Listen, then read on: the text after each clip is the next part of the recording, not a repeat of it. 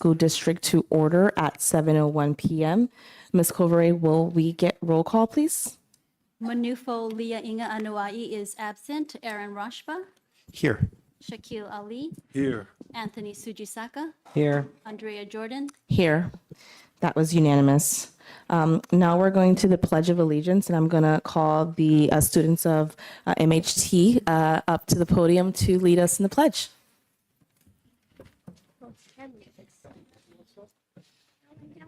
Go down. And Logan.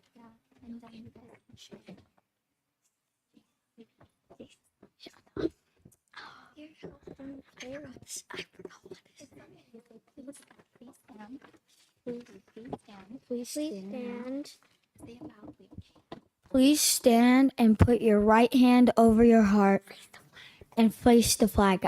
I pledge allegiance to the flag of the United States of America and to the republic which it stands, one nation under God, indivisible, for liberty and justice for all. Thank you. Good vocal cords there. Moving on to the approval of the agenda. If there are no adjustments or comments, I will entertain a motion. I move that we approve the agenda. Second. We have a first and a second. All those in favor say aye. Aye. That was unanimous. Now we'll be moving on to my favorite part of the agenda. We didn't have anyone present last week, so I'm very excited to have the MHT gardening program here today with Ms. Hong, principal, and students of MHT school will be sharing their gardening program that teaches students how to be stewards of their environment.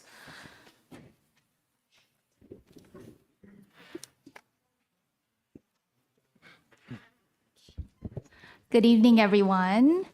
I'm Karen Hong, principal at Tobias. Thank you very much for giving us the opportunity to share a little bit about the gardening program at Tobias tonight. The gardens are a central part of our school campus environment, and it's quite literally at the center of our Circle School courtyard. The gardening program shapes the students' learning and play. And at Tobias, we teach students about a full range of environmental issues, whether it be solar energy, waste reduction through the green team, recycling and compost program in the lunchroom, or nutrition. And all of these programs build upon each other, teaching our students to be stewards of our environment. The gardens are a fundamental part of our school experience, and the program is led by a former parent, Miss Hien Gregory. She wasn't able to be here tonight. And, oh, is she here? Oh, okay, she is here tonight. And her students have long graduated from Tobias, but she continues to lead the gardening committee at Tobias. And Ms. Gregory is an official member of our staff now and leads the gardening program as our instructional assistant at school. And, I wanted to talk a little bit about the garden program and how our students maintain raised vegetable gardens designated to their particular classrooms, harvesting the produce and eating it. And many students find that the same vegetables that they rejected on their table taste delicious when they've grown it themselves. So their involvement firsthand will give them ownership and a sense of responsibility to protect and nurture the gardens. And the program's not only beneficial for our students, but for our parent community as well. It's one of the many ways that our families can volunteer at Tobias and be involved in their child's learning. And so tonight, I'd like to invite our students to talk about their experience. And we also have our grandparent who is very much involved in our gardening program, as well as Ms. Takla, our wonderful teacher, who's here to talk about the program. So I wanted to show a little bit of the photos, and then I'll invite our students up.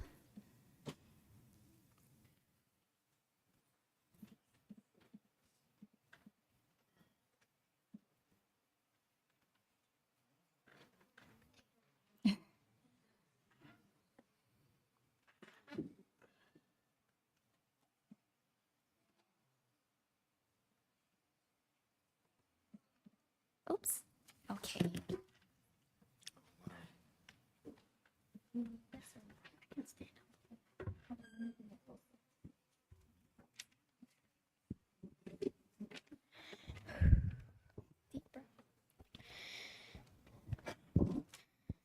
Hello, my name is Callan, and I'm going to show why gardening is important to me and the whole school. It reminds me of when I was in Ireland planting plants with my grandma. It helps us harvest the plants to make sure they are clean to eat and so we can be good eaters. It gives us education in gardening and it helps us learn how to take care of nature and it helps us be healthy eaters. And when we harvest, we can see if a plant is bad to eat. For example, you should not eat grass, weed, dirt, and some flowers. Here are the things you should eat, like bok choy, kale, potatoes, and faba beans. Gardening reminds me of when Grandma and I harvest the vegetables and help them take them back into the house. This is why I love gardening.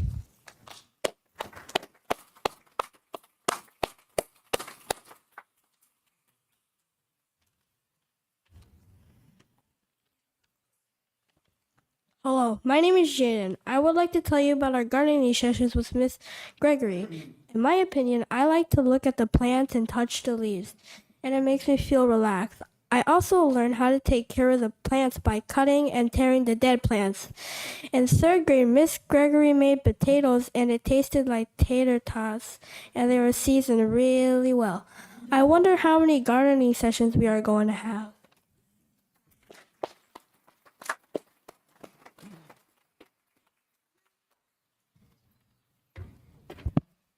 Hi, my name is Cami. I'm in fourth grade, and I want to share my experience with the gardening program at my school. In the gardening program, we get to learn how to identify and take care of plants. Whenever we go gardening, Miss Gregory has us identify the plants we are talking about, like kale and bok choy. She also lets us search the garden for weeds and water the plants with a hose. I don't usually like vegetables, but because of the program, I eat vegetables more often. My favorite dish is the pasta that has a lot of veggies from our garden. I don't normally like those veggies, but Miss Gregory makes it so good. I ask for more. I hope I get to garden a lot this year. Yay.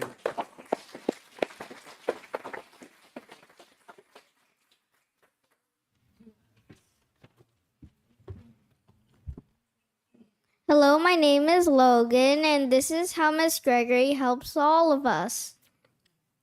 Miss Gregory teaches us how to take care of the plants in the garden. It helps me learn how to take care of my own garden and fruits and vegetables. I am able to learn how to weed, cook, and harvest things in the garden. It reminds me of when I cook with my dad. My dad allows me to help him with his pasta and egg rice. Gardening with Miss Gregory allows me to be with nature and also allows me to learn how to garden. Gardening with Miss Gregory is very fun. Miss Gregory is very kind and helpful. Parents are allowed to come and help us.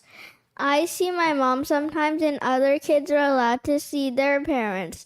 Miss Gregory helps us, guides us through gardening. Do you have a garden? Have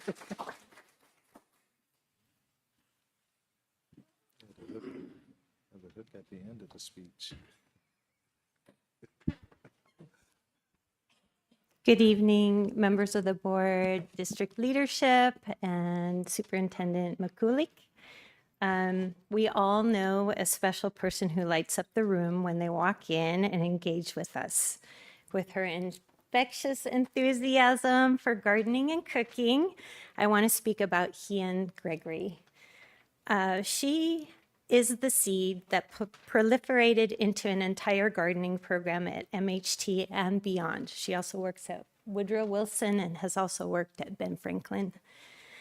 What started as small conversations with the MHT gardening team turned into Mrs. Gregory's classroom projects where students weeded, planted seeds, grew veggies, and harvested them.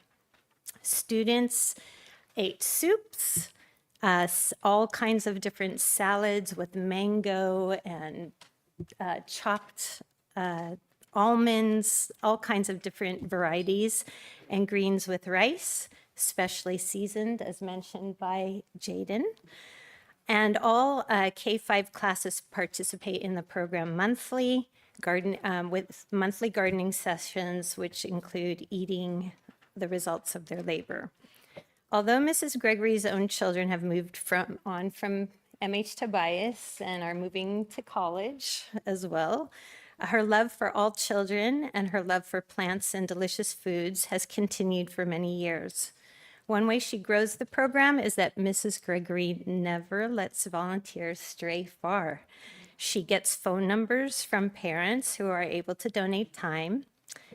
For example, we have 3 parents, one committed to coming weekly, one on Monday, one on Wednesday, and one on Friday, and they spend a good hour watering, giving deep watering to the planters. There are 17 of them.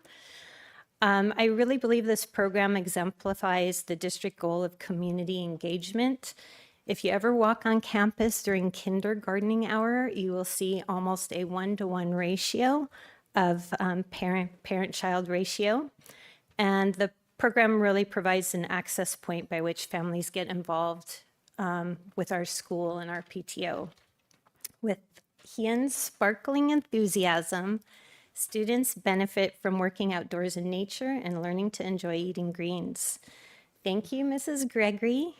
I also need to acknowledge Mrs. Pham, the first seed planter of the MHT gardening program. We stand on your shoulders. Thank you.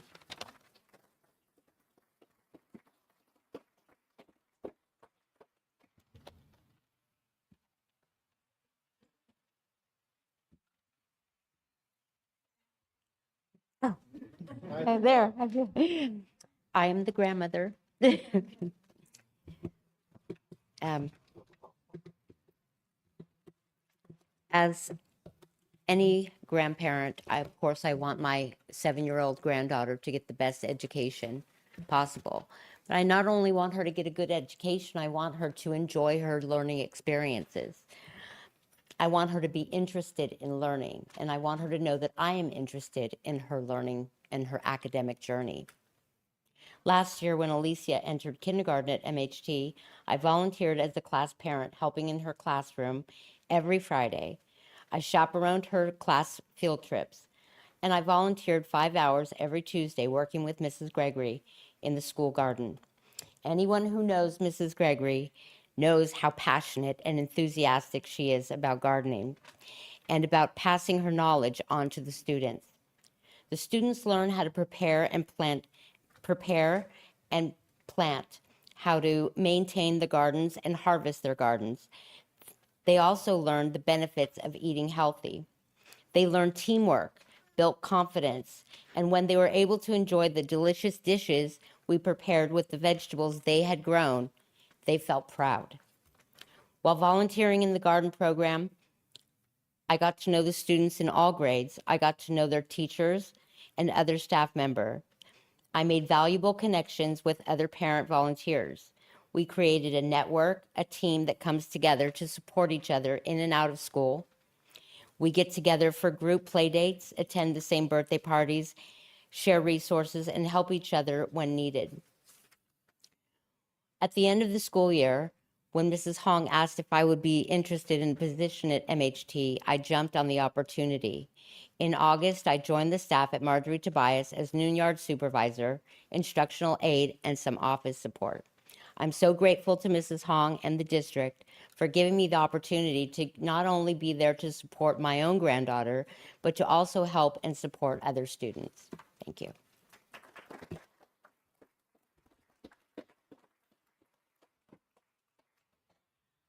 So thank you. The students would like to present our board members and our superintendent and assistant superintendents with the bag of produce that they harvested this year. So we have kale, arugula, Swiss chard, and radishes.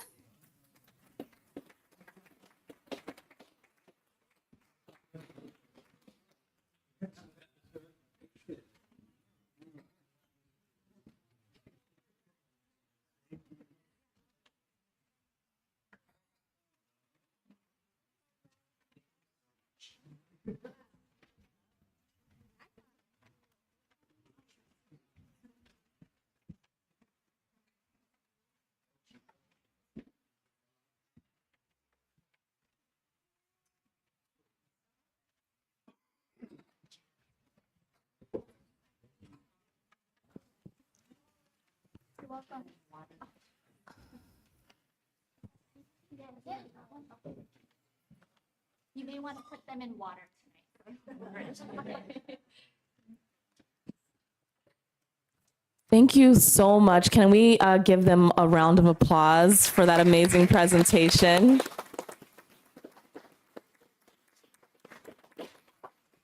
And with that, I'd like to open it up to comments from fellow board members, and I will start on my right.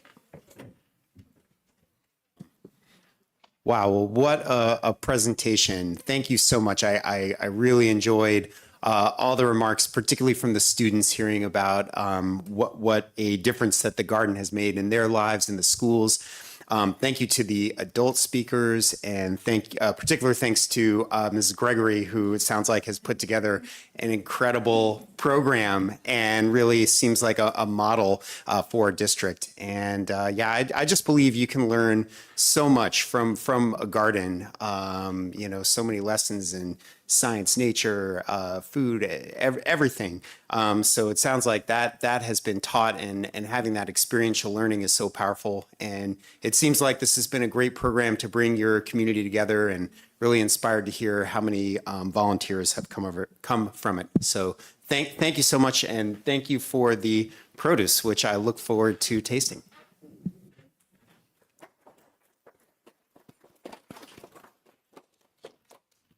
I would also like to say thank you. Thank you for coming tonight. Thank you for the work that you're doing at your school over there.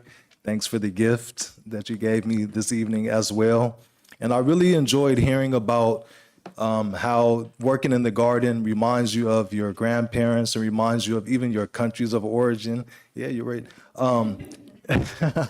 So, I mean, it's a beautiful metaphor. Like Trustee Rashba said, when we talk about gardens, we can relate that to just about anything in life. But what stands out to me tonight is how you fostered this interconnectedness of all living things and people and generations. So my hat goes off to all of you. Thank you.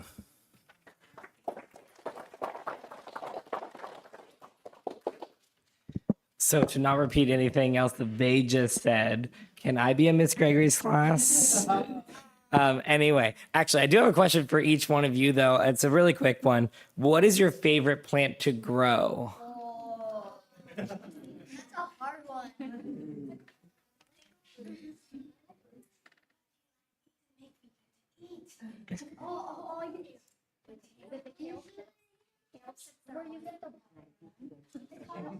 It's two things I like. Trying to make it easy. When she makes the things with bok choy in it and the things with faba beans in it. Awesome. Thank you. Yeah, but otherwise, thank you so much for coming to present. And yeah, I echo what they already said. So I also echo my fellow trustees. I have been very lucky to know Mrs. Gregory for a long time. Our children were at Tobias a long time ago when Mr. Harris was still the principal of that school. She has always been, as everyone has said, super passionate about the garden. And my daughter is now a junior in high school, and the fact that she was able to experience that with you, and now generations later, you are still fostering that, I think is just so amazing. And so I would like to give a round of applause for Mrs. Gregory.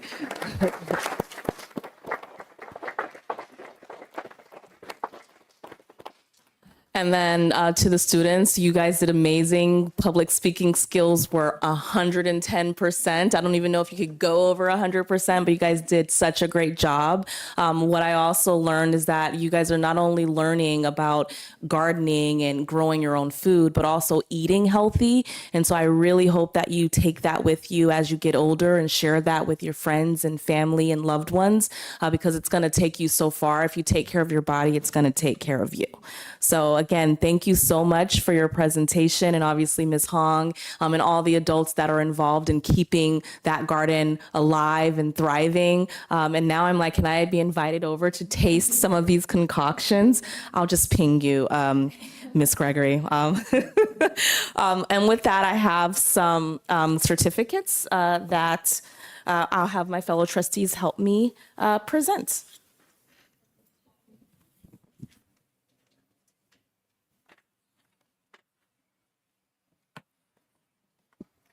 All right. First, the certificate of appreciation for participation in the flag ceremony and special presentation for Callan McLaughlin.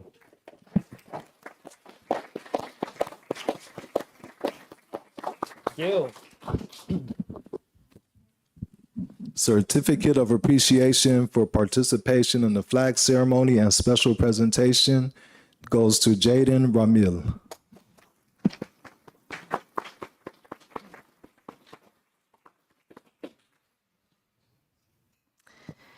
And this is a certificate for appreciation for participation in the flag ceremony and special presentation for Margarita Camille Kalau.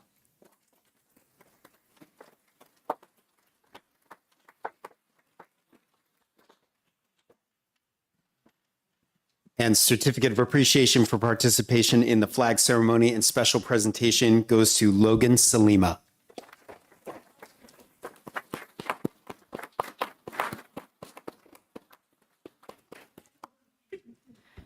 Thank you again. We're going to give one last round of applause. Thank you so much to the parents as well.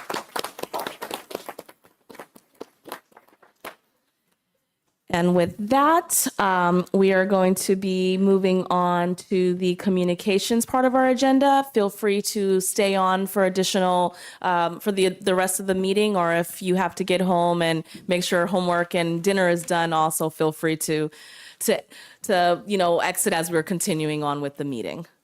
So with that, we're going to move on to board member acknowledgements and commendations, and I will start on my left.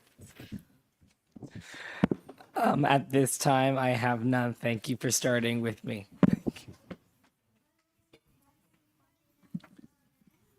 I'd just like to acknowledge and commend Daly City's Economic Development Department, Maybell Manio, also the Renaissance Business Center in South City. Right now, they have a event at the Cow Palace called Passion to Profit, which is highlighting and supporting small business owners in Daly City and South City. So it was the first event, first annual, and I went there before I came here. So hopefully it's still going well, and we'll be able to go as a group hopefully next year if it's not on the same day as a board meeting. I have nothing to add at this time. Save my comments for the end of the meeting. And the only thing that I would like to mention is I wanted to actually commend and acknowledge my fellow trustees. We had a special meeting last week and we worked really hard to come up with some resolution language that we're going to be voting on today. And so I just want to thank you all for being so dedicated and just keeping our focus on our children. I'm really looking forward to passing this agenda item and moving forward with what's needed to continue to ensure that our district has what it needs to ensure that our children are able to be successful as we continue to move on in the future. And with that, I'll be moving to superintendent comments. Yes, good evening. The presentation was fantastic. I love the enthusiasm for gardening. And I also got to see Miss Gregory in action at Woodrow Wilson last week and even posted on Instagram her in action. So it's exciting to see her spreading some of that enthusiasm at other schools as well. A couple things to note for families. This Friday, there is no school and the district office is closed in observance of Veterans Day. We also, next week, it's elementary conferences, Tuesday, Wednesday, and Thursday. So those are minimum days. So check with your school site to see when your conference is if you're at the elementary sites. And then next, the week after that is our Thanksgiving break. And so there is no school that whole week. And so we have quite a few things going on in the next couple weeks. And I just want to wish everyone a happy Thanksgiving. Thank you, Superintendent McCulloch. And now we're moving on to persons wishing to address the board. This portion of the agenda is available for individuals to comment on or address the board on any issue that is under the board's jurisdiction and not on the agenda. The maximum time allowed for any speaker is usually 2 minutes. Ms. Covere, do we have any speaker cards? Perfect. And with that, then I will close public comment, and we'll be moving on to our general functions.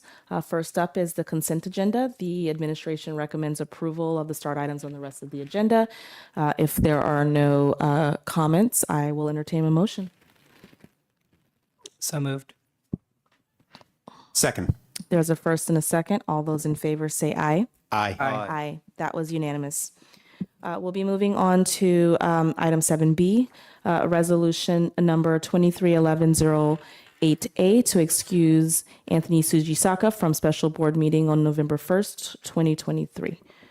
I move that we approve the resolution to excuse Anthony Sujisaka from special board meeting November 1st. Second. There's a first and a second. All those in favor say aye. Aye. This is a roll call because Oh, the sorry. resolution- Apologies. Ms. Kovare, can I get a roll call, please? Mr. Rashba, Aye. Mr. Ali, Aye. Mr. Sujisaka, Aye. Ms. Jordan. Aye. That was unanimous. Moving on to item 7C, the administration recommends adoption of the resolution number 231108 of the Board of Education of the Jefferson Elementary School District, calling for a March 5th, 2024 election to replace an education and local control parcel tax. I'm going to invite our legal counsel, Nick Hewer, up to introduce the parcel tax resolution. Hi. Good evening, President Jordan, members of the board, and Superintendent McCulick. Before you tonight is an election resolution order. Pursuant to state law, you are required to adopt by a majority vote of board an election calling for a parcel tax election in order to place the measure on the ballot. So the resolution before you does a number of things. I'll highlight the major elements of it. Number one, it calls for an election to be held within the boundaries of the district for the purpose of replacing the expiring Measure T with a parcel tax with an annual rate of $88 per parcel. It requests that the San Mateo County Registrar of Voters conduct the election on behalf of the district and consolidate the election with all other elections that are occurring within the boundaries of the district on that date. It also authorizes the preparation of election materials, including an argument in favor of the measure. Exhibit A to the resolution is the ballot question. This is what voters will vote yes or no on. The requirements for the ballot question is that it be a single sentence ending in a question mark, no more than 75 words. It has to include the name of the district, the purpose of the measure, the rate and duration of the tax, as well as the annual collection from the tax. Exhibit B is the full ballot proposition. This will be in the voter information guide. There's no, word count like the 75-word statement.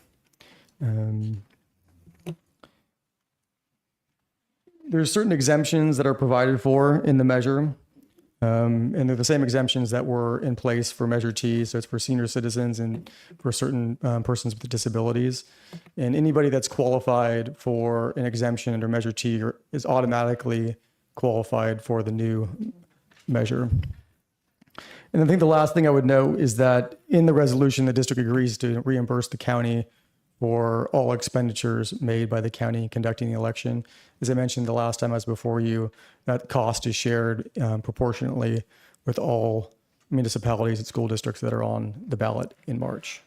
So I'm happy to answer any questions that you might have on the resolution or the 75-word statement or full ballot proposition, if you should have them. Are there any questions from fellow trustees? I have a question for all of us. When I read the abbreviated ballot text, just two things kind of bother me just a tiny bit. The first is that when you read it, it says, let me start from the beginning. So where it says with local funding, the state cannot take away, and then there's the semicolon, protect core academics and reading. It just, when you read it all together, it sounds like the state cannot take away and protect core academics. So I don't know if there's a way to fix that, or if it's just, it sounds weird to me. And then the last sentence, it says, well, not the last sentence, but from the second to last comma, with an exemption for senior owners, independent oversight, and no money for administrators. So would it make more sense to say first with independent oversight and then with an exemption for senior owners and no money for administrators? And the reason why I'm asking is because when you say with an exemption for senior homeowners, even though there's a comma, it almost sounds like it's saying that there's an exemption that we're not going to have independent oversight and no money for administrators.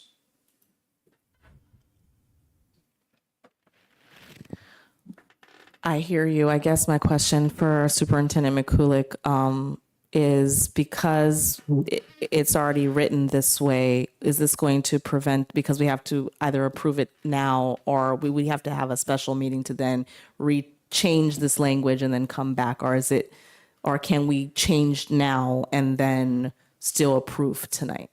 I'm going to defer to our legal counsel. Can we change tonight?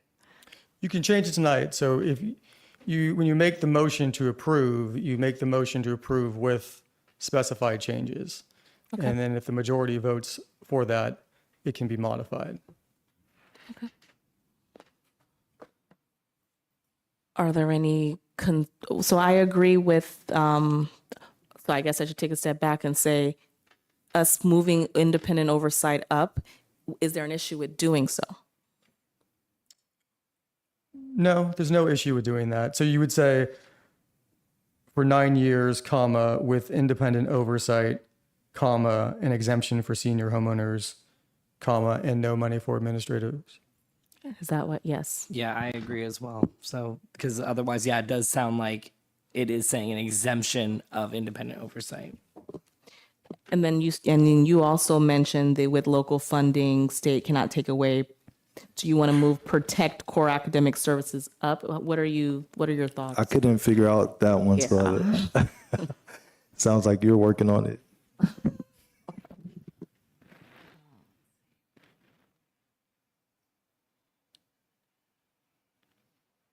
Keep in mind that I think we're at 75 words, I think we are. so we can't really add a word.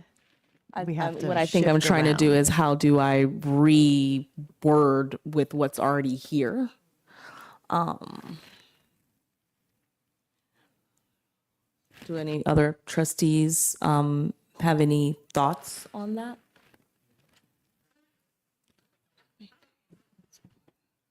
My personal view is where this language is never going to win any awards for writing. To me, that part makes sense, where the second part, it did read wrong once I heard it, that, it sounded like there'd be an exemption of independent oversight. I feel like this part, the meaning comes through, so my position would be to leave it as is.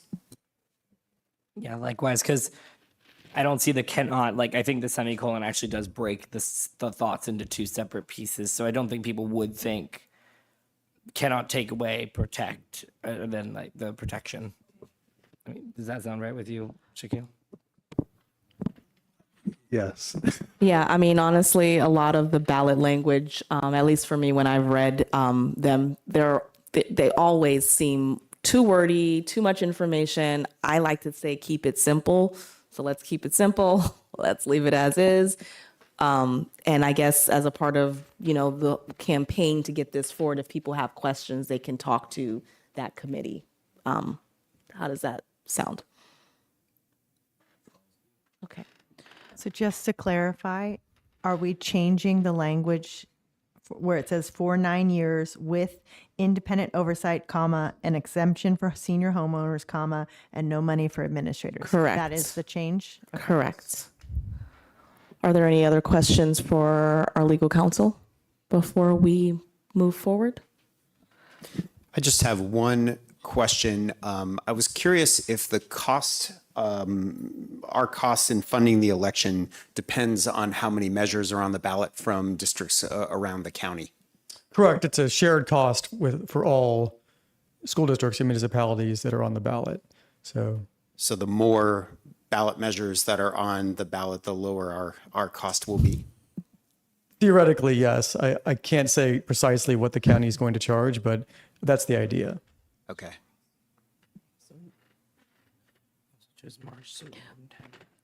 No. Did you have any further questions? No, I was just saying, like, we chose March intentionally to not compete with the high school district too. So that's another thing. So I think our cost would technically be higher because we're not on the same ballot as the high school district. But I'm sorry, really quickly. However, it's not just the high school district. If there are other districts within San Mateo County that are also putting ballots on it's still a shared cost throughout the county. Is that what you're saying? Yeah, I believe that's how the registrar Yep. divides the cost. Oh, okay. San Mateo County. yeah. Cool. And I certainly think it's a good thing that this there's less competing interests on this ballot, that people can be more focused on this measure. But I just wanted to understand what the cost might be. And then I guess Superintendent Mikulik, would you be able to share with us what that cost is once we know the cost? Yes, once I deliver it and have the cost, then I'll be able to share all that information. Perfect. Thank you. Are there any further questions or comments?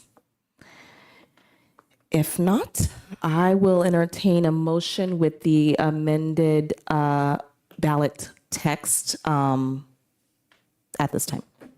So moved. Second. There's a first and a second. Ms. Kovare, can I get roll call, please? Mr. Rashba, Aye. Mr. Ali, Aye. Mr. Sujisaka, Aye. Ms. Jordan, Aye. That was unanimous. Motion approved. Thank you. We're going to be moving on to educational and student services. Item 8F. The administration recommends acceptance of a 3-year contract in the amount of $67,156 for Schooltics to provide Schoolitics to provide data management services beginning November 2023 through July 2026. Do you have any comments or questions on this item? Just a quick question. It certainly seems like a really important service, and I recognize the need for it. I was just curious if you knew whether other districts in the county or the area are using Datalytics, and if you know anything about their Schoolitics. Schoolitics. Excuse me. I'm actually going to defer to Dina Conti, who is she's the one that is leading the work with the data, so she would know the answer to that better than I would. So currently, Schoolitics is working with Sequoia Union High School District. They're working with them in a little bit of a different way than we will be, but they are currently creating custom dashboards and working with Schoolitics. Schoolitics has also worked with other school districts in the Midwest and East Coast. And I don't know if there are any other California that they're a relatively new company, so 3 years, so they're small and growing. But Sequoia is the local. I have a question as well. So what exactly are they just looking at our dashboard data, or is it they're putting out a new survey, or what are they doing exactly? So they'll be taking all of our data, our state data, our local assessment data, and aggregating it for us and putting it in a dashboard and creating analytics for us so we can analyze our data and use it to improve student outcomes. Are there any further questions? I actually had a question. Did you have? Okay. Thank you, Ms. Conti. The only question I had, because you just mentioned custom dashboards, so my assumption is that we are working with them and telling them the KPIs and the metrics that we are trying to track and the visualizations of that in a dashboard based on what we want to see, not based on what they've created for others. Is that accurate? Correct. Their big thing is to make things customizable. So they will kind of guide us in a direction, but if it's something that is not what we were hoping for, or if in the process there is something else that we need, they're willing to create that for us. Perfect. And obviously, once we build those dashboards as KPIs or metrics change, we can, obviously it's a 3-year contract. Will we have the ability to go back and say, hey, there's this new insight that we're looking for. We need this built out. Or is it we build it out one time and that's what we get? No, they're going to work with us the entire time. So we'll be able to adjust as we go. And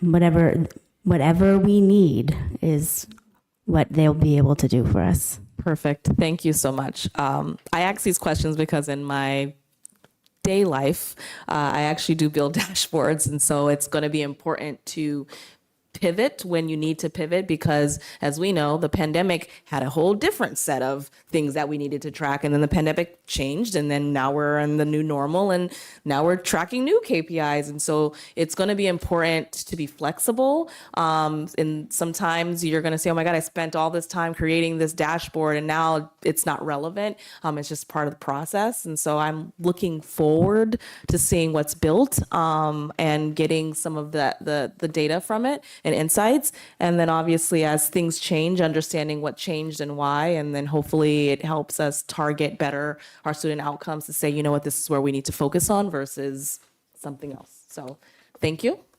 Are there any other comments or questions? And with that, I will entertain a motion. Move to approve the contract with Schoolitics. Second. There's a first and a second. All those in favor say aye. Aye. Aye. That was unanimous. We're moving on to item 8G.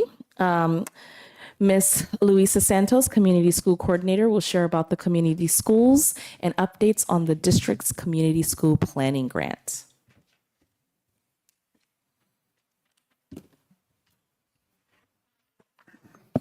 Do I need the stool? No, I could see.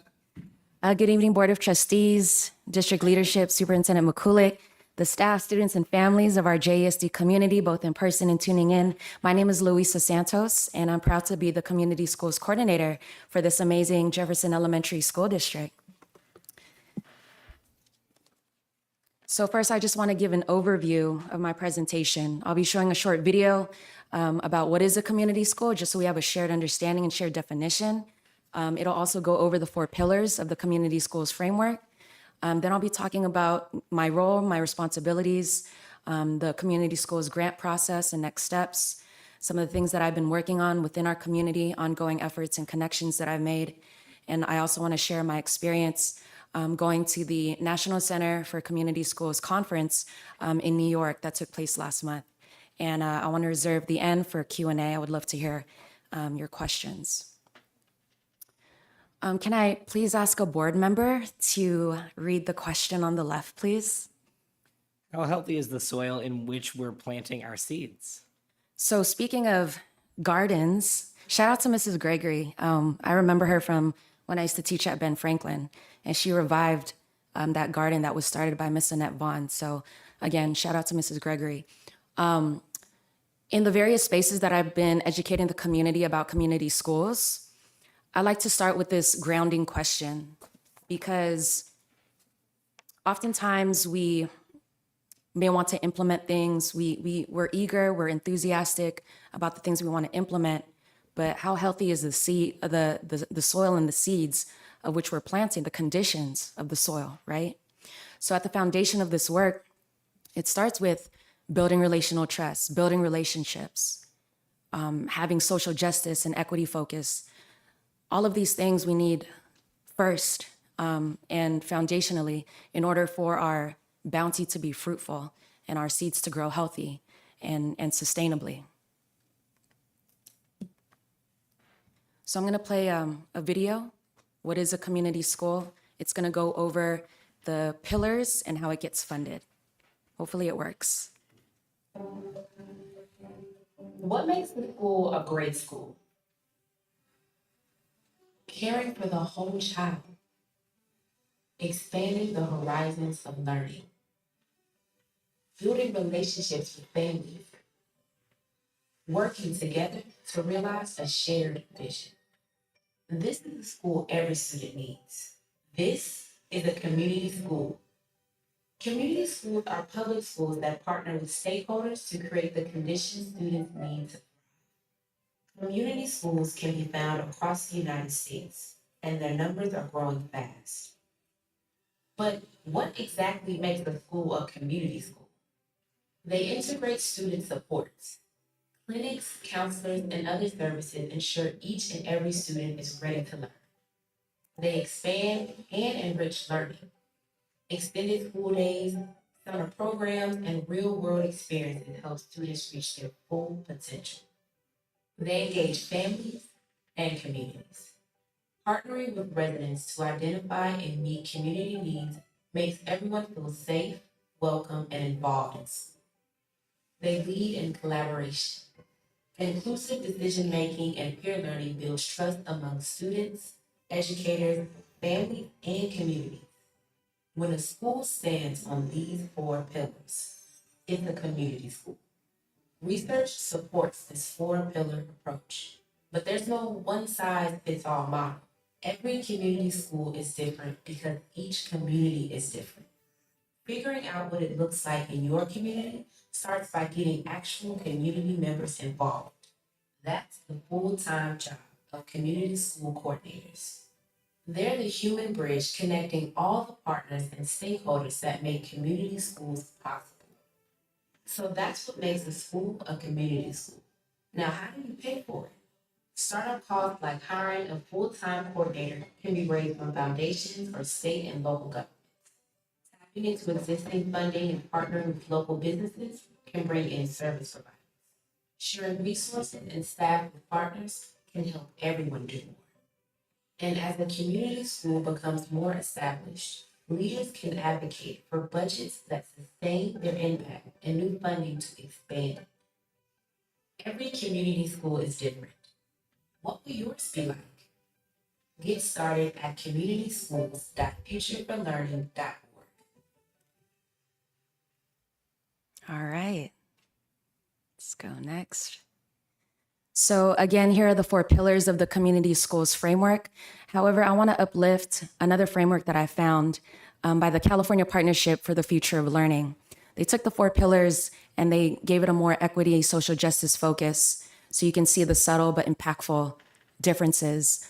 I'm going to read what's on the right: active student, family, and community engagement, shared power and collaborative leadership and practices for all, enrich, culturally sustaining, and expanded learning opportunities, and integrated student, family, and staff supports. I want to celebrate all the amazing work that our district is already doing within the 4 pillars of community schools. So we have Lions Club, hearing and vision screenings, counseling services.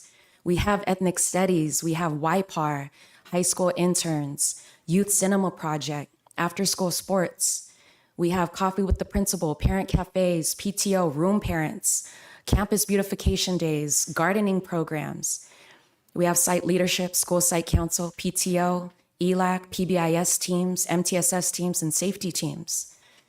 So all of these amazing things can continue with the help of the Community Schools Grant. So with my role, these are some of my responsibilities.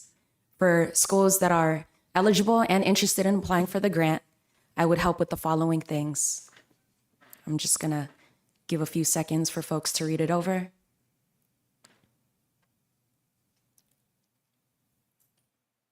One thing that sticks out to me is advocacy and ambassadorship. I want to be everyone's biggest cheerleader. As the video said, I want to be that human bridge to forge new partnerships, to maintain partnerships, and really transform our schools with the help of the community, of course. So about the grant process, right now we're in planning grant phase, year one. This is a 2-year phase. And within the 2 years, I hope to assist schools in getting these needs met. So I'll be assisting with the needs and assets assessments, training and supporting site-based advisory council teams, engaging with the community, preparing implementation plans to apply for the grant, and again, just ongoing connections and partnerships. If and when folks are ready to apply, they can get depending on their school size, anywhere from $100,000 to $500,000 per year for 5 years. And those funds can be used for the following: having an on-site coordinator, support services, continuing that community engagement, continuing that needs and assets assessment process, capacity building for staff, for community members, for families, as well as data collection and analysis. Next steps. So as I've been, again, tapping into different spaces with staff meetings, PTOs, I've been asking folks to just, book me, invite me. Again, at the very foundation of this work, it's all about building relationships and relational trust. And I want to be visible because I want them to know that, I stand with the community. So these are some of the asks that I've been asking principals and site leaders and PTO leaders as well. Here are some of the ongoing efforts. I've just been continuing to educate, spreading the good word about community schools, getting folks on board. I feel very fortunate and grateful that our district and just the members of the community that I've come across are already on board, which I appreciate. Continue to outreach to local businesses, orgs, and agencies. We're getting ready to administer the Assets and Needs Assessment Survey since elementary school conferences are next week. So we're gearing up for that. And I'm happy to announce that we will be launching a Second Harvest Food Bank distribution at TRP starting December 20th. That'll help serve TRP families, JFK families, SBA families, and the surrounding families of our community. And I'm also working with Second Harvest to also launch a food distribution at Garden Village and Westlake Elementary. So that'll hit Ben Franklin and, that side of Daly City as well. Some photos. We have some youth. I have a friend who does braiding. So she braided these beautiful young ladies' hair for free as a service. Superintendent McCulick, shout out to Amanda and her Vibes and Smiles team. Before school started, they did a donation drive for back to school.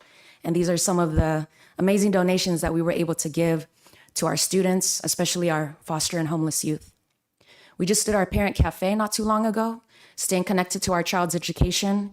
We had about 20 families from various schools in our district, and we trained them on how to download the Synergy Parent View app, the Clever app, so they can be in tune with their child's education and communicate with their teachers. Food distribution on the bottom, and then that's the PTO and members of the MHT community on the bottom right.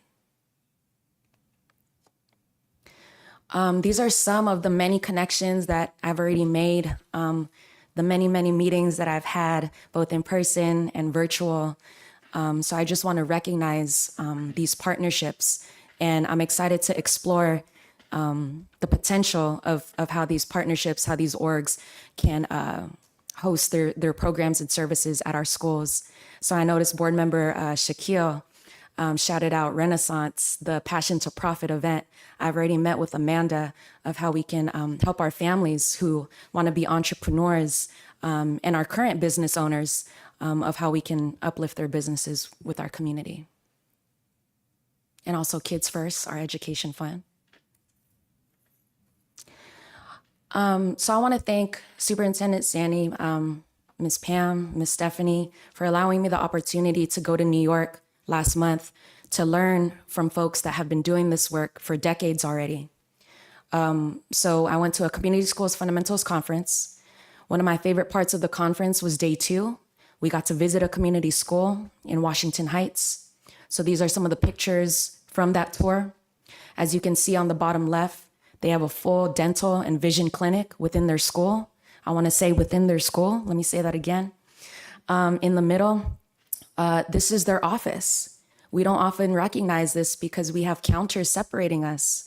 They took down the counters. They put in lounge chairs. They put a coffee table with children's books. You can't see it on the side, but they have a pot of fresh coffee, flowers for the parents, free books. The mural up there was designed with students in mind. Those faces on the mural are the students' faces. Met some amazing leaders, met people from all over the nation that are either engaging in this work or excited to start, because California, we're the newbies in this work.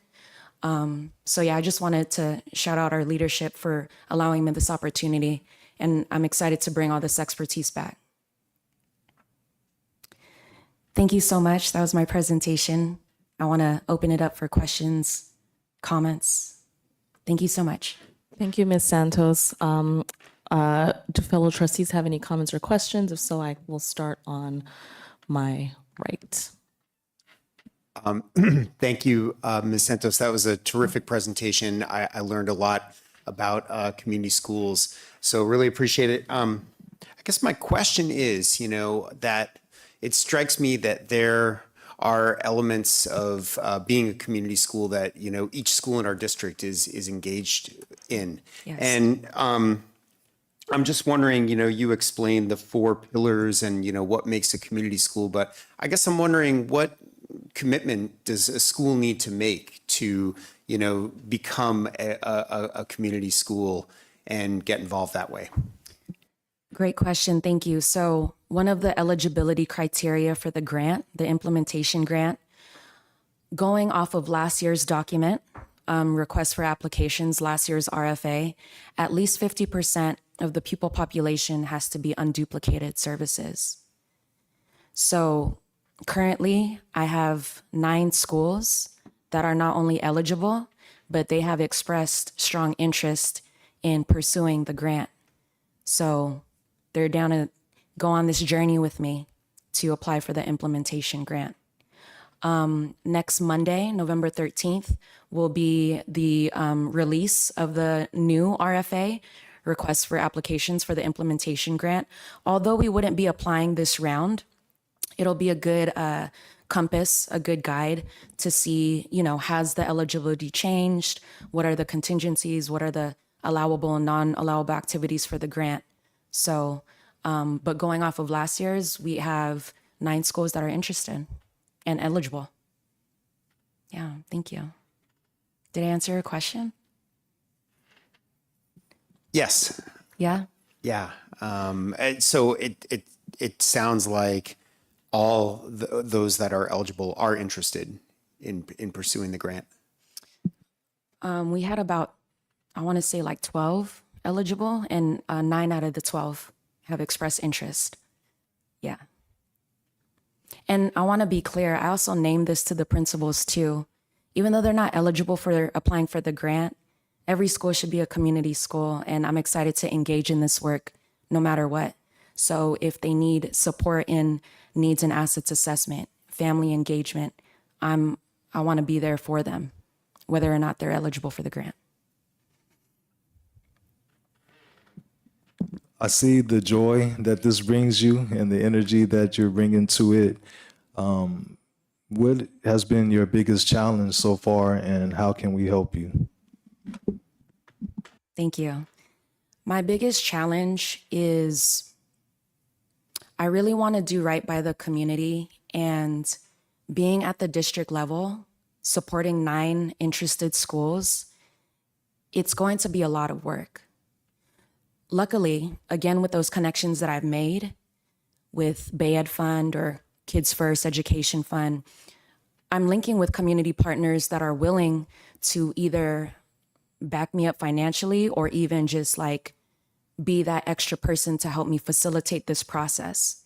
So if I'm going to be facilitating a listening session or focus groups, I have folks that are interested in supporting me, donating their time, their energy, or also funding, parent nights, snacks, refreshments, things like that. So I think the biggest challenge is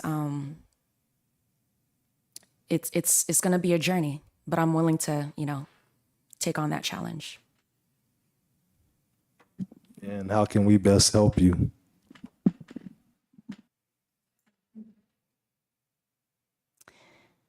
I would love to see y'all show out for the community. I think physical visibility is huge. I think, you know, even just tonight with the intergenerational wisdom that was shared from the MHT team, like that is powerful, right? We had grandparents, parents, students speaking on something beautiful within their school, a gardening program that could be funded by a community schools grant. So I'll let you know, but come out to the focus groups, come out to the listening sessions, meet our families. That means a lot. I went to a listening session at the Dolger Center for the Daly City community. Powerful stuff, just meeting people from all sectors that are down to help this community. Visibility is gonna be my ask from y'all. Thank you. Quickly, Ms. Bakula, could we be informed when these events are happening, or can we get an email blast so we know when to show up? Yeah, of course. Awesome. And then I had 2 quick questions. Yeah. So on the form, it says the district is applying for it, or it says districts with no existing community schools like can plan a grant or implementing. So is it the school that's applying, or is it the district that's applying? So the district applied last year. We got the planning grant. Those funds are funding my position right now for 2 years. And any, you know, activities that you saw in the left column that I would be facilitating. And then the schools, I would be supporting the schools to apply for their own grant, their implementation grant. And it does vary by school size. And they can get, you know, various amounts of funding. Okay. And then my second question was, when can we expect this implementation to happen? So my position is the planning grant phase takes place within 2 years. Some schools are, I would say, more apt to be ready to apply. So maybe within the next 3 or 4 years, we look for implementation. All right. Thanks. No further questions. Thank you. I have one question. Yes. So we have 15 schools, 12 are eligible, 9 are interested. The Right. three that are not interested, is it due to the amount of work it's gonna take? Why? I'm asking this question because obviously, even for the 15, as you mentioned, all schools should be community schools. Yes. For the ones that are not eligible, it's like, what can we do to assist them? I'm sorry, the ones that are eligible but not interested, what can we do to assist them to still get there? I think it's a matter of capacity. Okay. So capacity building for sure. Also, you know, maybe just tapping into their beliefs, their qualms, their concerns about the process. Yeah, I think I know that it's come down to capacity. Okay, because you just said their beliefs, and so I again, in my head, I'm thinking, is it perception, like of what a community school is? Is it as though it's less than and we're receiving help? I guess I'm trying to understand why someone would refuse help if they're eligible, if that makes any sense. Again, we Right. don't have to call it out. I just am trying to Right. figure out how can we get people there, and if it's an education thing, if it's a visibility thing. I'm happy. I think all of us are happy to help with that, and you know, just let us know how we can. If I may Yeah. just jump in there, I think they're not interested yet. I think it's more of this is new. I want to see how it rolls out. And because they don't need to apply right away. Right. So I think giving them a little more time. So we have some early, really excited folks. And so we don't want to just expand too broadly too quickly. Right. So I think it's really important to start small. And so I think the sites that are, they're waiting just to see it roll out a little bit. So I would like the growth mindset that they're not interested just yet. They're interested, but Right. they're not ready yet. Got it. So let's think of it maybe that way. Yes, and I misspoke. Thank you for clarifying that, Superintendent McCulick. When I presented this to the AC, to all the site leaders, everybody was on board. So I misspoke about the beliefs. It's capacity, and I also want to meet folks where they're at. So if they're not ready yet, I don't want to push. But again, I'm readily available when they're ready. And again, even if they're not eligible for the grant, we can still engage in these practices, because community schools, when it comes down to it, it's a strategy. So how can we implement this strategy for all schools? Perfect. Thank you. That's very helpful. And I Yes, have one thank more you. question to ask you, if you're, just before you close out, really quickly. So out of the 9 schools, how many of them are middle schools, K through 8, or elementary? Out of the eligible schools, Like yeah. Does that make sense? elementary, we have 1, 2, 3, 4, 5, 6, 7, 8, 9, 10 elementary and 2 middle that are eligible. Are there any further questions or comments from trustees? I just want to say thank you, Ms. Santos. I've also known you for quite some time, and I'm happy to see you in this role and to see you so passionate about this. You were a great teacher. You're just amazing all around. And so seeing you doing this, I know that you're the right person for the job, and this presentation has been super insightful and helpful, and I'm really excited to see what comes of this. So Me too. Thank you all so much for your support. Thank you. thank you.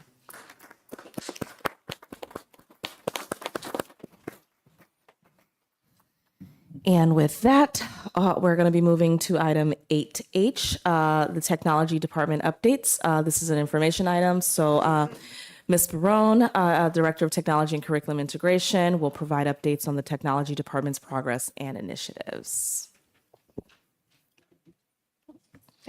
Like, did I do that?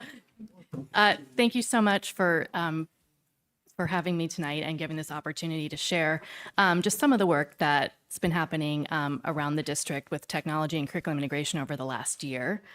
As I was thinking about this presentation tonight, I keep reflecting on the priorities that Superintendent McCulloch has set for the year of just really creating welcoming, engaging, and safe schools. And one of the things I love about my role and the role of our department is that we really intersect with every school, every department, every facet of our district.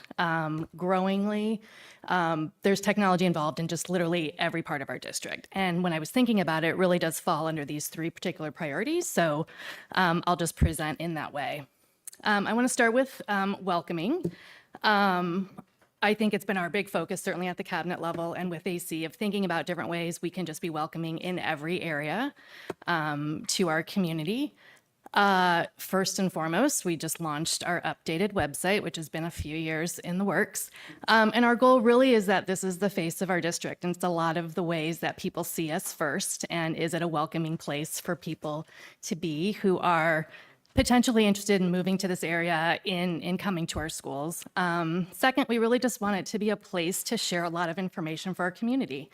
So we're working hard to keep the calendar up to date with events, having the news and the highlights so people can really see the work that we're doing here and have it be ongoing, and having it just be a fresh experience for everybody. So that's been a work in progress, but something we want to just make as just a welcome for everyone in our community. Second, I know we talked about this several board meetings ago when we were looking at our social media, just really expanding and enhancing what our social media presence is and how that can be a welcoming experience for our district. Several of us spend a lot of time following other districts, and we're like, that looks great. I want to work there. That looks great. I would want my kids to go to school there. And then we think about, well, wait, we're doing those same things too. So how can we highlight a lot of these experiences?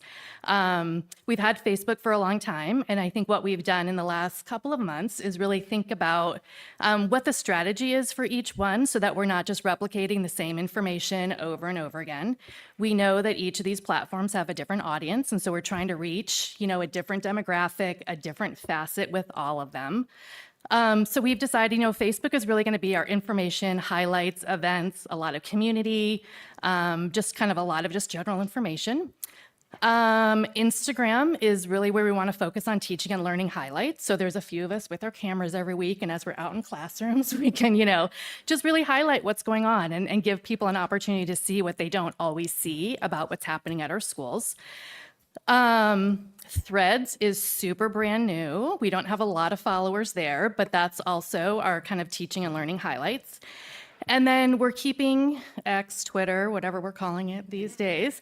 It's really connected to so many government agencies and emergencies, and it's part of our emergency plan. So should something happen, it's just a quick, easy way that we can get messages out about the status of whatever emergency. And we know that all the counties are going to see it, all the fire departments are going to see it. So we keep that. We don't really post to it a lot. It's not something we keep active, but we just feel like it's an important presence, at least for the time being, for the purpose that it serves. So again, just being welcoming, that people know we have a presence, and just getting our word out to the community as well. Next, I'd like to move into engaging, which will be the biggest part of the presentation. And this I really see as what's happening in our classroom and with our instruction. So this is a section from our JESD Ed Tech plan. So I'll just give you a second to look that over.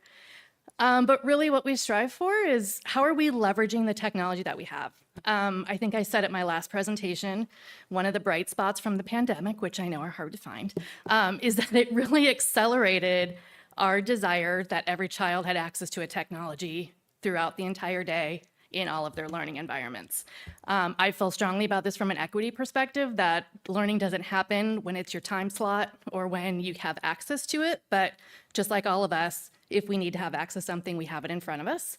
And now that we have that, our goal really has been, how do we leverage that to really create a richer, deeper learning experience for our students? We all know it's one thing to have computers, iPads, Chromebooks, but it's really what we're doing with it and how we're enhancing the learning, learning experience for our students and our teachers. So we have it kind of broken down into 4 areas. One is obviously the use of technology. As I mentioned, we provide access. We provide access to our staff. We provide access to all of our students. And how can we do that in an equitable way so that we're meeting the needs of all of our learners? We've got unique situations for our special ed students, for our primary grades, and just giving them the access they need at those levels. Second piece is digital literacy.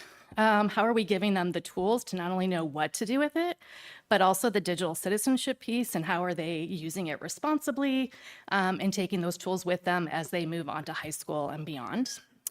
The third area is that deeper learning, like how are students really engaging with technology to be more informed consumers of information, connecting to creating, curating content on their own with the tools they have access to.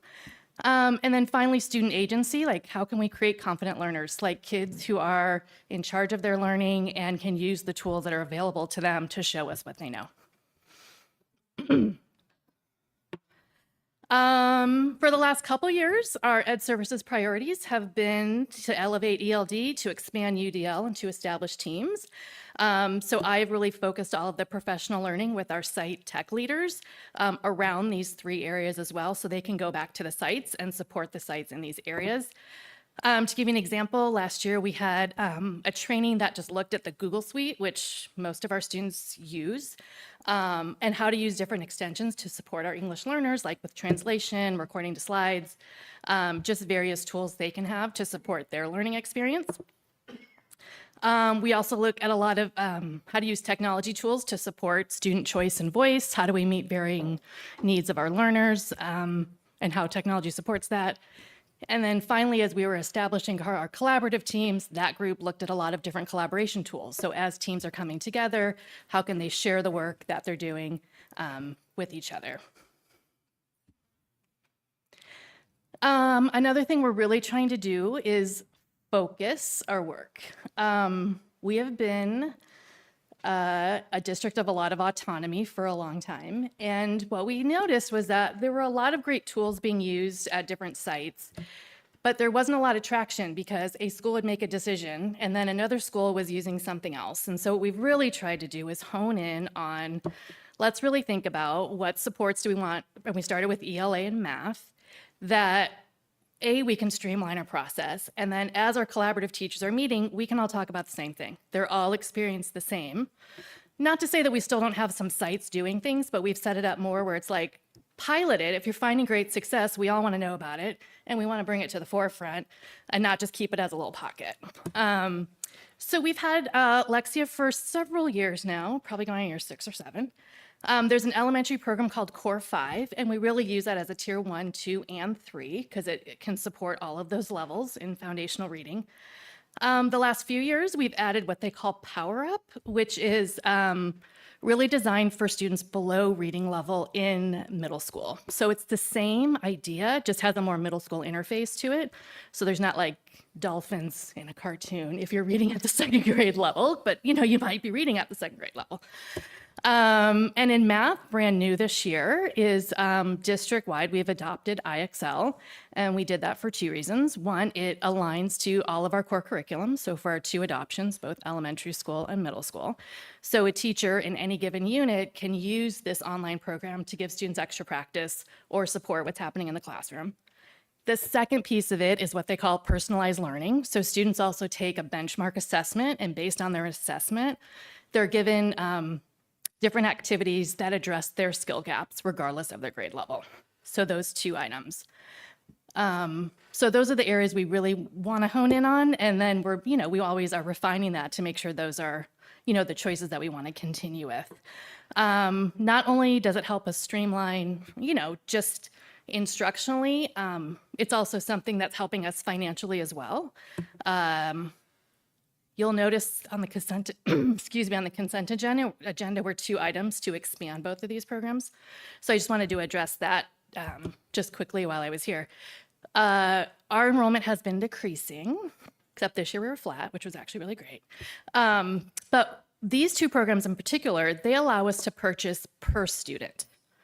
Others are like flat rate district, if you're in a certain category, it's what you pay. So we really honed in last year on how many students do we actually have here? Because if we pay for 500 more, they're not going to give us a refund at the end of the year, right? So the idea with our vendors is we locked in pricing and they were able to say, give us a number now. If your enrollment goes up by 500, then by all means, we can add 500. So we really skimmed it last year, and then we didn't have the dip that we anticipated, which was great. So we just had to add some licenses. But in the future, we're doing this because it was really significant cost savings to do this rather than just buy an unlimited license for all the schools when, again, we'd have hundreds that would go unused, and we were actually able to save a pretty significant amount of money that we were able to utilize for other things. So with the phasing out of, I don't know, Mr. Laura, what, E-log, all the things. So we're really trying to hone in on what do we want to keep now that those funds are going away and keep things as tight as possible. So so that's why we're adding in those particular areas just to keep up with our enrollment. Additionally, these are 3 others that we've standardized on, and these are for all content area, I will just say. They really support our efforts with universal design for learning and meeting the various learner needs. So these are just 3 that we highlight and are available to all of our students across the district. One of the new things this year is we've created STEAM classrooms in 3 of our 3 middle schools. And STEAM, you may be more familiar with STEM. STEAM just adds the A, which is the art and the creative piece to that, which is actually really exciting to me. And the goal of this really is to enhance critical thinking, communication, collaboration, and creativity with our students. I love this quote. He was actually one of my college professors. He's a grown man who likes to act like he's in kindergarten all the time, which I love. The MIT Media Lab, they call it the lifelong kindergarten group because it literally looks like kindergarten in the room. There's Legos all over the wall, and they're not working if they don't have something they're tinkering with on their desk. All these PhDs from MIT, and that's just how they work. And they really developed kind of the backbone of our philosophy there. And really his focus is, how can we help our young people develop as creative thinkers so that they're prepared for life in this ever-changing world? And really, it's not just for that, but as you're thinking creatively and you're problem solving in one area, the research shows that extends to other areas, like in math, in social studies, in science, in ELA. So we're hoping to really just keep honing in on these skills in these electives so that it will start to branch out into other areas as well. I'm going to breeze through these next few just to kind of show you what's in there. If you ever want to go check it out, call me. I love to go to those classrooms because they're really fun. We've got the Sphero bolts, which are these crazy little balls that they were in our tech office, and that my tech department didn't want them to go to the schools because they had them out like every day. I'm like, we really need to give them to the schools at the end of the summer so the kids can use them. But they're robotics that the kids can program, and they can do all these great things. Sorry. The rooms have what they call a little bits invention wall, which are just all these circuits and all these different bits that they can create different things. And that's actually an example that some kids at Fernando build on the right-hand side, and they program all of that. What I want to highlight here, Pam, I might need your help. I don't know if I can get there. This is an example of these Lego robotic kits at TRP, and Mr. Portillo, who's the teacher there, he actually created a STEAM YouTube channel if you want to follow. He's adding stuff like every day, which is very cool. I don't know, can I click on that? Oh no, I'm messing it up. So there's him, and then like I said, there's just these great just examples of kids and what it looks like as they're building and creating.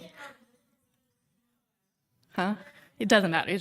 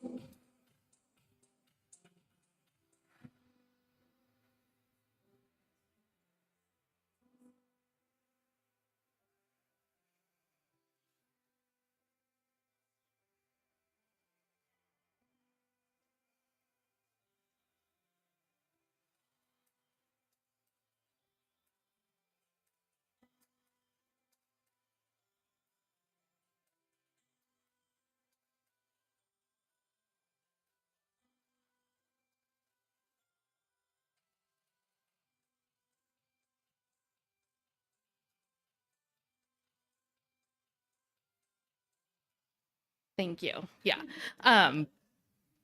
So you get the idea of what they were doing, but they're programming, if you noticed, on the Chromebooks, and what they're doing is they're driving what their robotic is doing. And there's just that whole feedback cycle. So it had a hand on it, and they would go and they'd like try to pick up a can and throw it away. And if it didn't work, they had to go back and figure out like what was the issue in their programming, what was the issue with their Lego of choice, and go back until they were able to do it successfully. So yeah, that's been really great to see that evolve.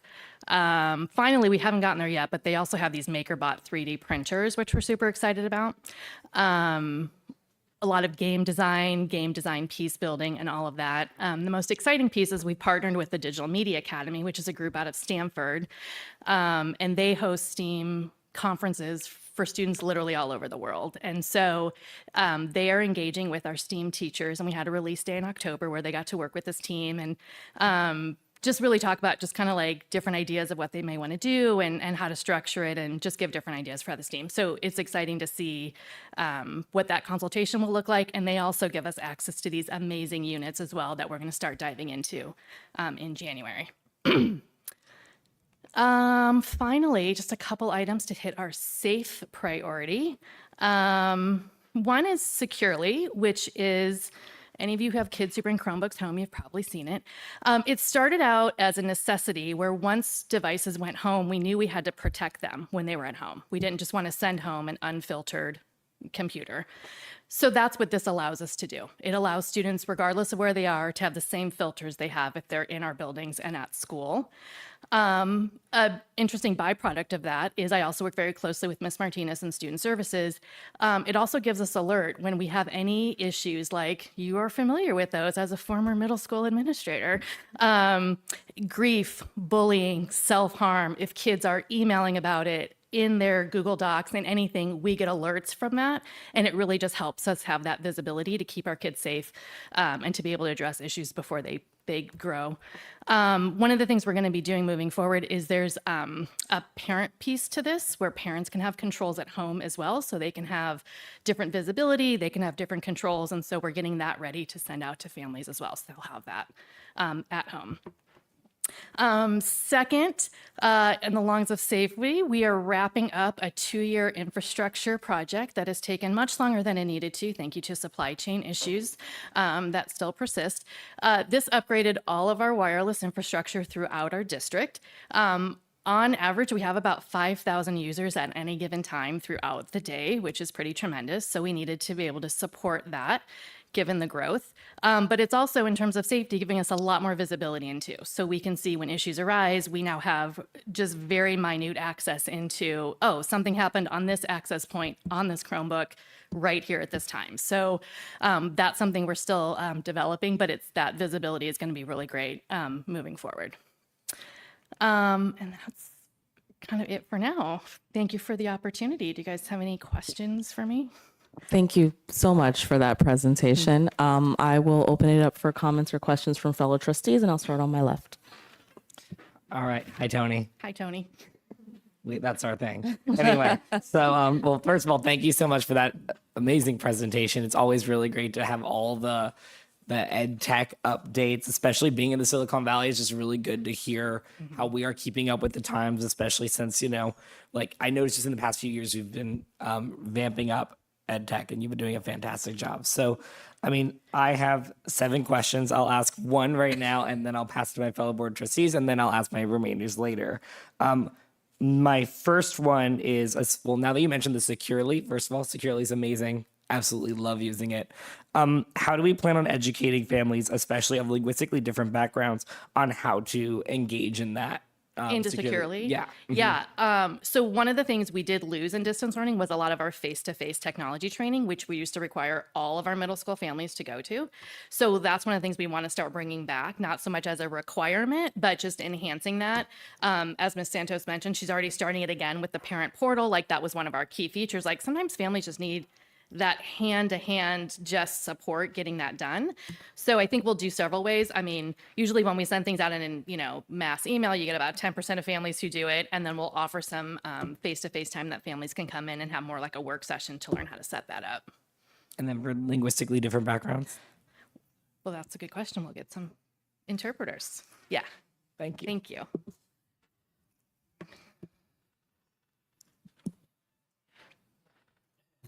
Thank you, Ms. Bernie. Wonderful presentation, really helpful. And it just seems like a lot of the standardizations that we've implemented make a lot of sense, and good to hear about the thoughtful communications, that we've implemented across the district.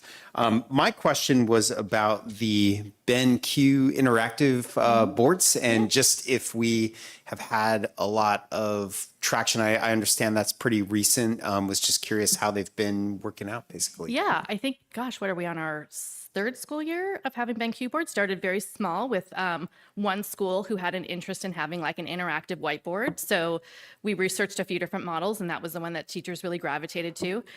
With the most recent order last week, I think we're up to nearly 200 of them in our district, and we have 350 classrooms. So, it's definitely growing. It's actually what's right behind you. It's those interactive whiteboards, which I know here it's usually probably just as a projection screen, but in the classroom, you can actually interact with it and do different things. So there's definitely a lot of growing interest having those in the classroom. Yeah.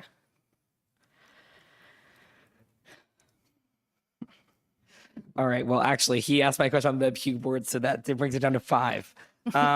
Okay, so you mentioned a couple of professional development opportunities for staff.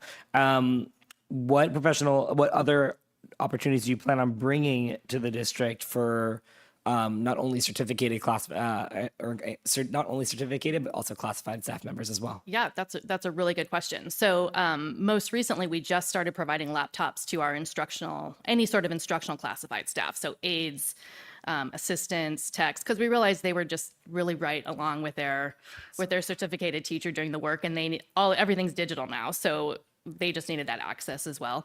So as they get laptops, we do a training with them, and we've really now added them. I think at our January Institute Day, they're going to be with the classroom teachers as well, so they're getting all of that.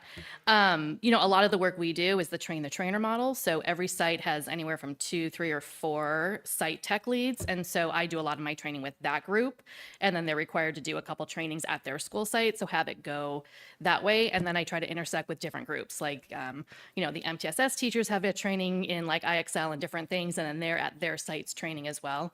It's hard with tech training to do everybody on an institute day, because I think it works more effectively when you've got like a smaller group, like a staff size. So we really try to just use different channels that we have to deliver training. Okay, thank you.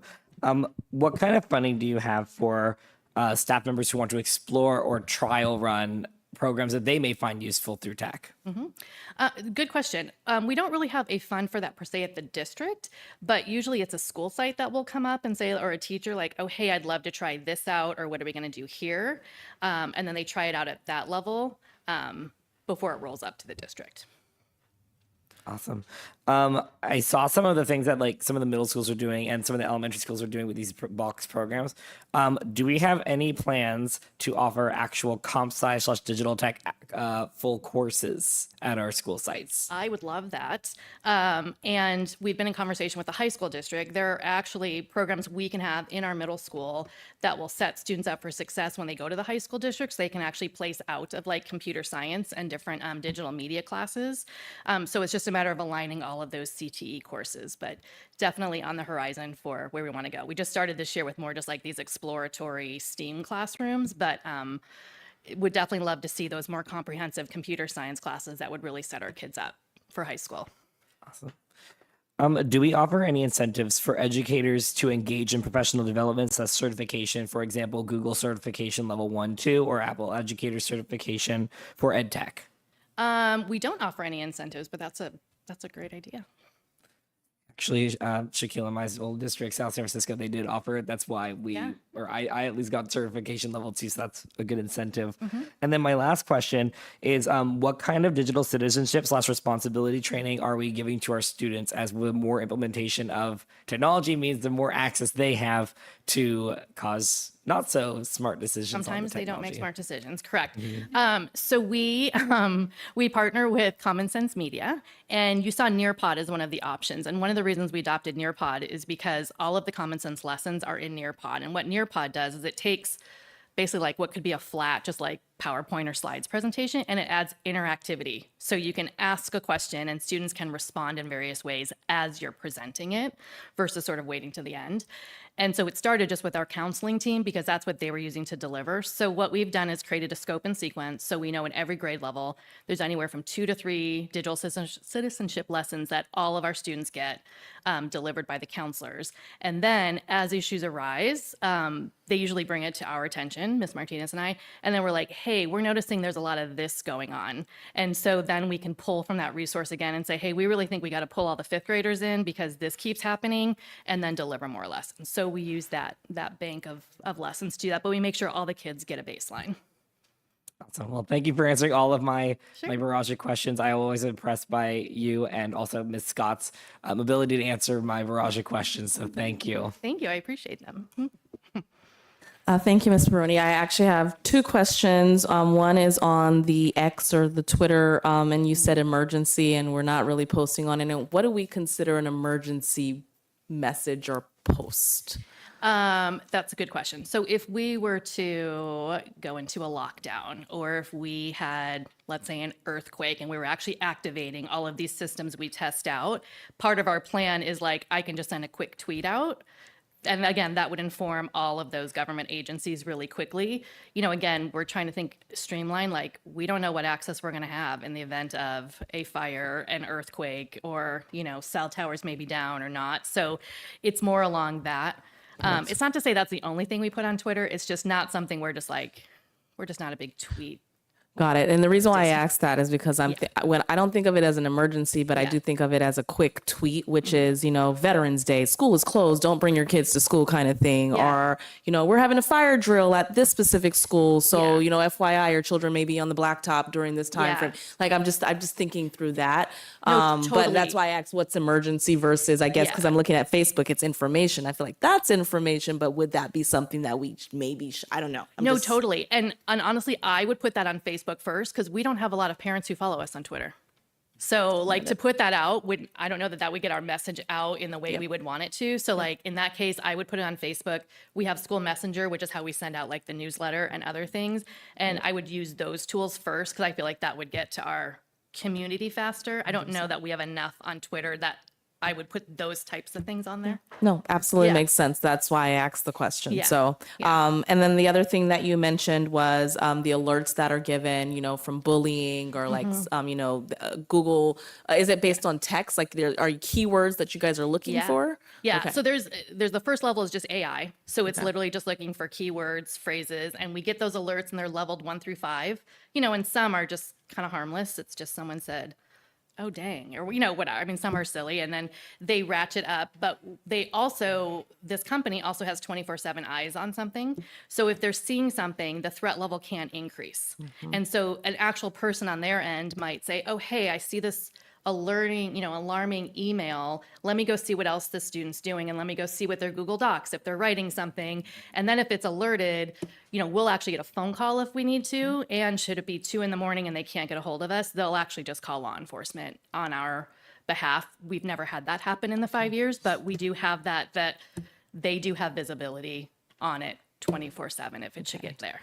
And so I asked that question Yeah. because I have a second part of that question because we were saying that we're going to get the parents to be able to key in and start to receive, I guess, when those things happen, how are we engaging the parents to inform them, hey, this is something that we're seeing from your kid. This is something maybe you should be monitoring. How can we work together to support that child? Absolutely. Absolutely. And whenever those situations happen, we definitely involve the family in, the same protocols we would use if it didn't happen like with that technology.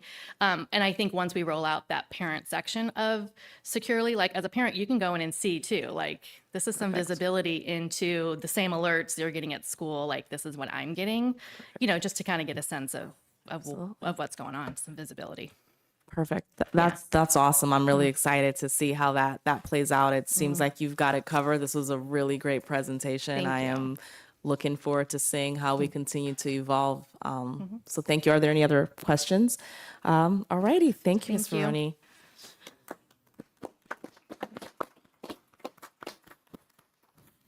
And with that, we're going to be moving on to item 12A, the proposed board meeting dates for 2024. This is an information discussion item. I believe we all received a specific page with the proposed dates.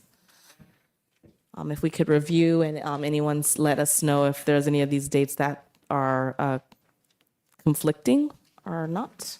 I can already tell you Valentine's Day is going to be a no for me, but not because it's Valentine's Day, actually. It just happens to land on Valentine's Day.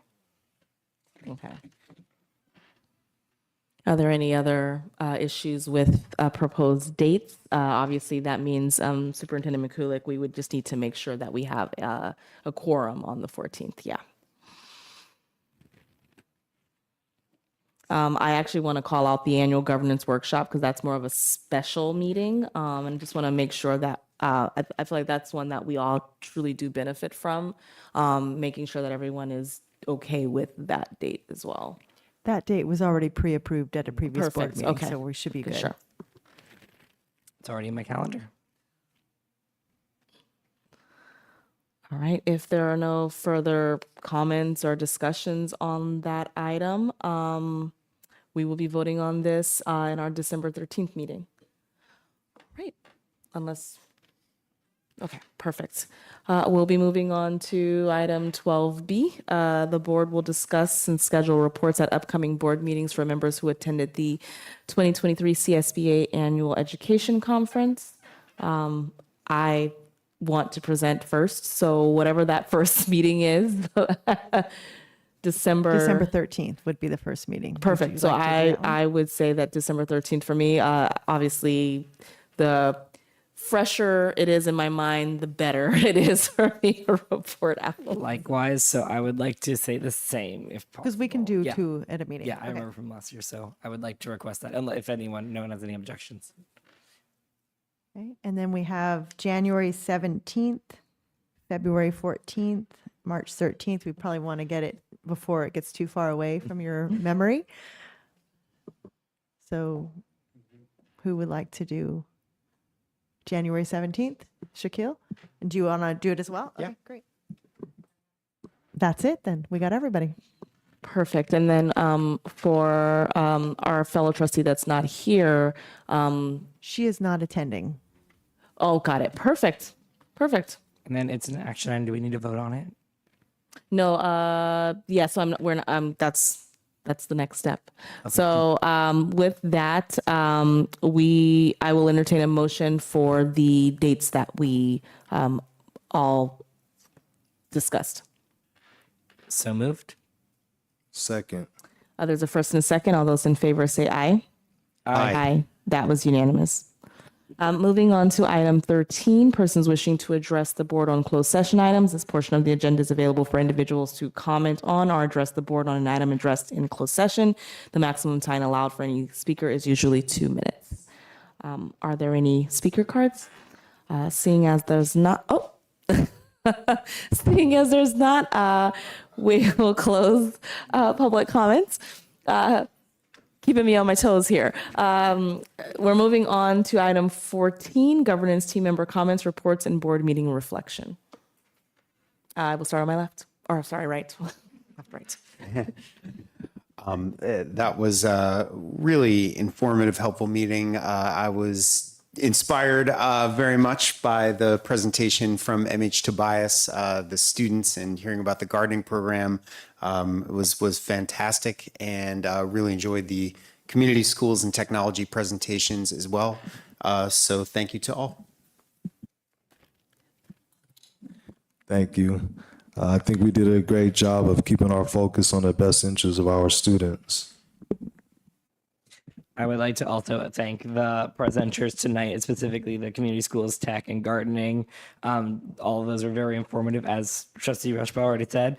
And I wanted to wish, since I think this is the last time we will see everybody until after Thanksgiving and our conference, let's have a great conference and then have a safe and restful Thanksgiving break. I echo my fellow trustees' sentiments, and in order to remain concise, I will close out this meeting at 8:40. Convene to close session at 8:43 p.m.